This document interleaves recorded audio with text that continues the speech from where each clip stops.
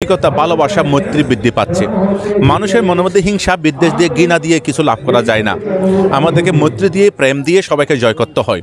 সেটাই সকল ধর্মগুরু আমাদেরকে শিক্ষা দিয়েছেন। ভগবান গৌতম বুদ্ধ সেই শিক্ষা দিয়েছেন।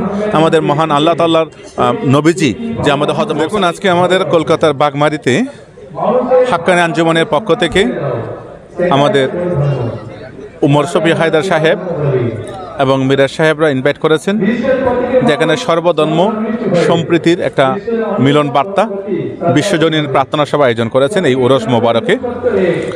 এখানে মুসলিম সম্প্রদায়ের সকলে থাকলেও সকল ধর্মের হিন্দু, বৌদ্ধ, খ্রিস্টান সকল ধর্মের ধর্মগুরুদের আহ্বান করে যে তাঁদেরও বাণী শোনা।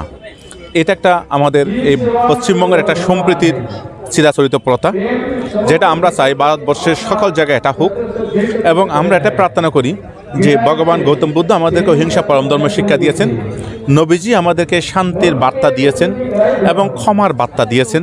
তো সেই বার্তাগুলোকে আমরা একত্রিত করে আমরা যেমন হিন্দু ধর্মে বলা হয়েছে যত মত তত পথ, এইভাবে আমরা যেন সকল ধর্মের মানুষজনে মিলেমিশে থাকতে পারি।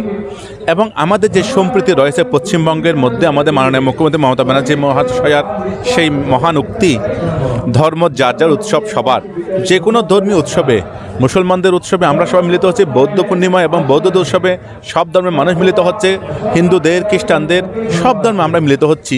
এর মধ্য দিয়ে আমাদের মধ্যে আন্তরিকতা, ভালোবাসা, মৈত্রী বৃদ্ধি পাচ্ছে। মানুষের মনের মধ্যে হিংসা, বিদ্বেষ দিয়ে, ঘৃণা দিয়ে কিছু লাভ করা যায় না।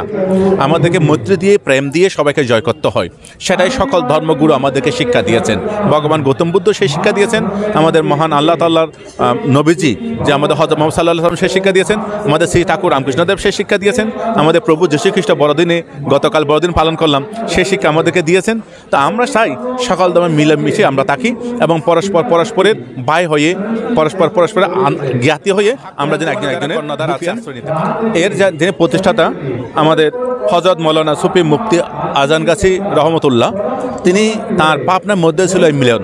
তিনি ছিলেন সেই অর্থাৎ সিদ্ধ পুরুষ। তো সিদ্ধ পুরুষদের মধ্যে কোনো হিংসা বিদ্বেষ থাকে না।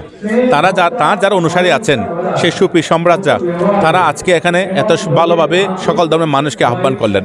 আমরা দেখতে পাচ্ছি সত্যিকার অর্থে ইরানে ইসরায়েলের যুদ্ধ চলছে, গাজার মধ্যে বারবার বোমা ফেলা হচ্ছে, ইউক্রেন রাশিয়ার মধ্যে যুদ্ধ হচ্ছে, বাংলাদেশের মধ্যে পরিস্থিতি অনেকটা টালমাটাল।